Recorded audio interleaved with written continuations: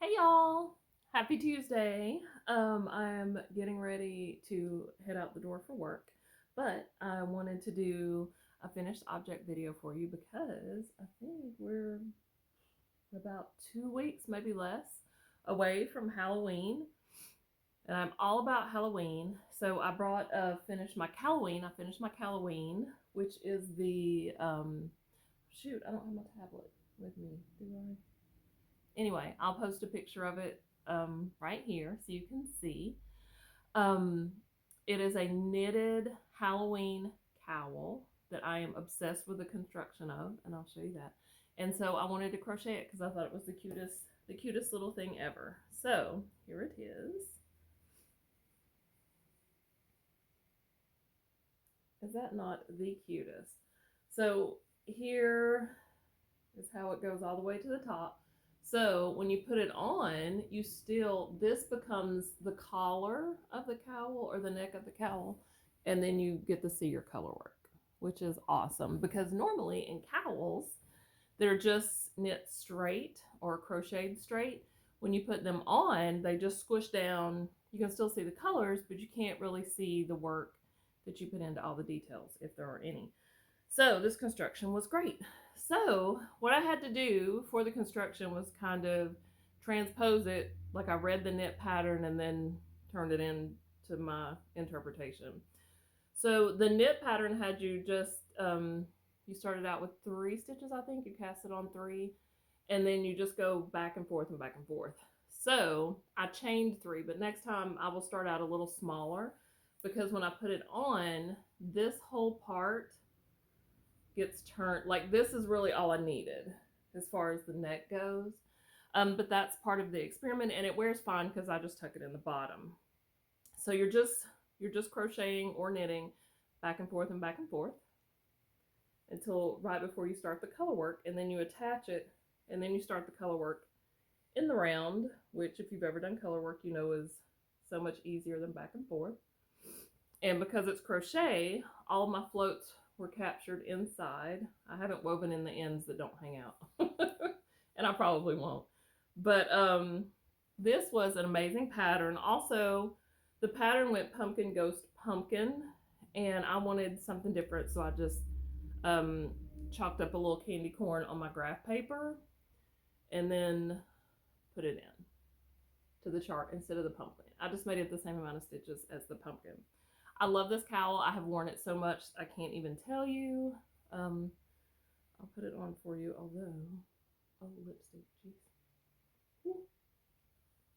I don't want the red lipstick on my cowl. Let's see. Okay, so you can see how it lays across your shoulder, and you can see your beautiful. So this is the extra I was talking about. And I'm not sure if this is a thing in the knitted because I don't know anybody that's knitted. I just found this pattern and was like, oh my God, I got to make that. So all of that I tuck to the inside, and then I just have my squishy neck and then the beautiful color work. I love this so much. I get so many compliments. I usually wear it with these earrings, my little pumpkins. I also made a ghost and a witch earring, and I don't know where they're at. I wore them like 2 days ago, and I don't know if I took them off at work. Anyway, but I just want to talk about these. These are just a rectangle. So if you've ever crocheted one of the big pumpkins like you would put on your mantle or whatever, it's just whatever stitch you want to use, single, double, half double, whatever, back loop only. And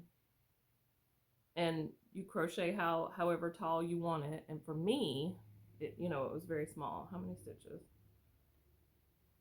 7 stitches tall, and then you need to make it 3 times as long as it is tall for it to have the right shape for a pumpkin.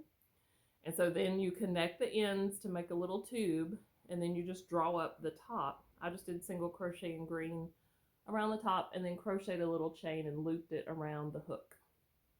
Super easy, 15-20 minutes. And then I also did it in this worsted weight tweed that is everything.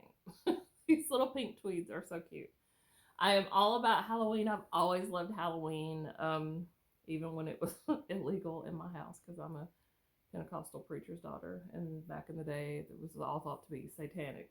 So, but I still loved it, and I still love it today. I'll also, while we're here, give you an update on my spooky socks, because I'm almost there.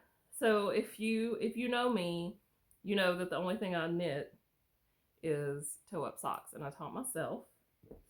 The problem that I was having is I would finish one sock, and let me get sock blockers, hold. Okay, so my problem was I would finish, so my favorite thing is to do vanilla socks because I really like the way the yarn shines through when you just do a plain sock. But I have done some colorwork socks, and I love colorwork.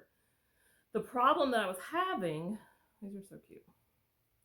I need a bigger sock blocker because these are small and my foot is not. But whatever, you'll be able to see. So the problem that I was having is that I would finish one sock, like the color work or the foot of the sock, and then I know what it looks like, and I'm like, okay. And I never finish it. I never even get the like finishing touches on the one sock. So I was like, you know how people crank sock tubes? So I was thinking I'll knit a sock tube and then cut it apart, and then I already mostly have 2 socks and I'll be motivated to finish. Well, that worked. So from now on, I'll be knitting sock tubes. I already have one with Cocon Pink started and Jingle Bits from CGCG Yarns. And then from Sockmas, I'll be using this color from Chelsea Yarns, and I cannot remember. It was something from Holiday 2021, and it came with a mini also. I think it was like a goldy brown. But all of my minis go into a big apothecary jar. I don't like keep them with what they come with because I use minis for everything. This whole thing was done with minis. So that's that. So I did the entire tube from CGCG Yarns. It was a little Beetlejuice sock set that had black and white micro striping with a little bit of pooling, so it gives a spooky, spooky, smoky look. And so I did the entire tube of that, and then I just used the entire tube. I went from toe to toe, cut it in half, and then did the cuff and heel with other little minis. So the 2 minis that came with the sock set was the green and purple, and I've been in contact with Cass to see if she could do up something with like orange and yellow too. So they're gonna be opposites. I'm doing the heel on this one, and then we'll be finished. You can see how they're different. I love them so much. I'm so excited about the whole sock tube revelation. This is making me so happy that I can't even tell you. And of course, they're in my little Chinese takeout bag. It's called a Japanese knot bag. Everybody's got all these different fancy names, but traditionally it's a Japanese knot bag. And I did it in the cutest little kitty pumpkin fabric. This is from last year. I tried to find it this year. Well, I mean, I didn't try. I didn't see it anywhere convenient this year, so I hadn't gotten it. But it'll be fun. I'm super excited about my socks. I showed you this.